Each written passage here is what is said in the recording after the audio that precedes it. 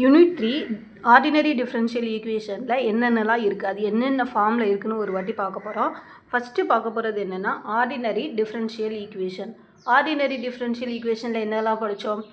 ஒரு ordinary differential equation எப்படி இருக்கணும், அதில் ஆர்டர்னால் என்ன, டிகிரினா என்ன, லீனியராக நான் லீனியரான்னு பார்த்தோம். Homogeneous equations. ஹோமோஜீனியஸ் ஈக்குவேஷனில் என்ன படித்தோம்? இது ஹோமோஜீனியஸ் டிஃபரன்ஷியல் ஈக்குவேஷனா அப்படின்னு கண்டுபிடிக்கிறதுக்கு ஃபஸ்ட்டு சேம் டிகிரி இருக்கணும்.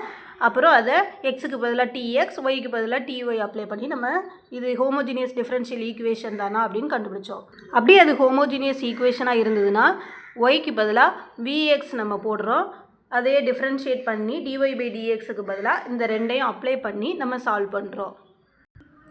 அதே நான் ஹோமோஜீனியஸ் ஃபங்க்ஷனாக இருந்ததுன்னா அந்த கான்ஸ்டண்ட்டை எப்படி ரிமூவ் பண்ணுறது அப்படின்னு தெரியணும். X equal to x plus h, y equal to y plus k போட்டு நம்ம அந்த கான்ஸ்டண்ட்டை ரிமூவ் பண்ணி அதை ஒரு ஹோமோஜீனியஸ் டிஃபரன்ஷியல் ஈக்குவேஷன் ஆக்கி அதை ஒய் ஈக்குவல் டு விஎக்ஸ்னு அப்ளை பண்ணி நம்ம சால்வ் பண்ணுறோம்.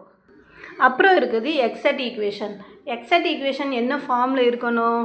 M into dx n into dy இந்த ஃபார்மில் இருக்கணும். அந்த ஃபார்மில் இருந்துச்சுன்னா அது எக்ஸட் ஈக்குவேஷன். அதுக்கு சொல்யூஷன் நம்ம கண்டுபிடிக்கிறோம். இன்டகிரேட்டிங் ஃபேக்டர்னால் அது ஒரு வேளை நான் எக்ஸட் டிஃபரன்ஷியல் ஈக்குவேஷனாக இருந்ததுன்னா அதோட இன்டகிரேட்டிங் ஃபேக்டர் என்னன்னு கண்டுபிடிக்கிறோம். அப்புறம் இருக்கிறது லீனியர் ஈக்குவேஷன். லீனியர் ஈக்குவேஷன்னா என்ன, அதை எப்படி சால்வ் பண்ணுறது? கொஸ்டின் டைப்பை பார்க்குறோம். dy by dx plus py equal to q அப்படின்னு வந்திருந்தனால இது லீனியர் டிஃபரன்ஷியல் ஈக்குவேஷன். அதுக்கு IF கண்டுபிடிக்கும்.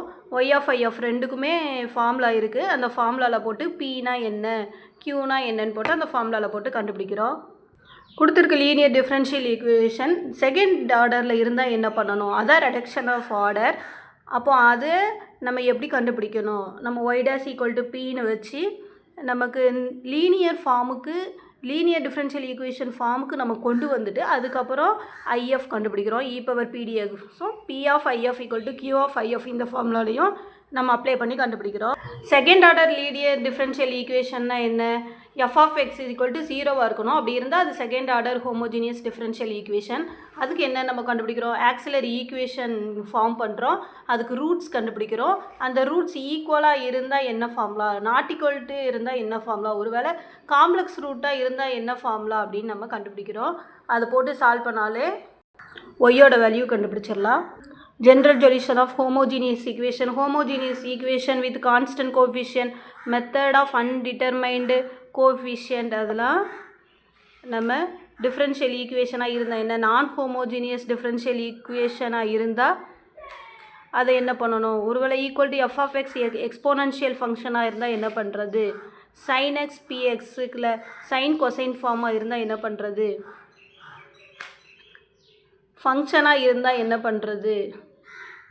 இதுதான் அந்த ஹோமோஜீனியஸ். இந்த மூணுமே அந்த சம்மில் வந்துடும். Method of variation of parameters, அதுவும் குயிக்காக ரூட் கண்டுபிடிக்கிறோம். ரூட் கண்டுபிடிச்சி நம்ம ஒய்சி ஃபார்முலாவில் அப்ளை பண்ணுறோம். அப்ளை பண்ணி அதுக்கு ஒரு formula YB is equal to u1 of x y1 of x plus u2 of x y2 of x.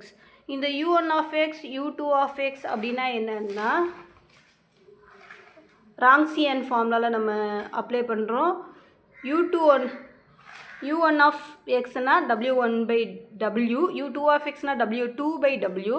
அப்போ அந்த w என்ன, w1 என்னன்னு கண்டுபிடிச்சி ஒய்பி ஃபார்மில் நம்ம அப்ளை பண்ணி ஆன்சர் கண்டுபிடிக்கிறோம்.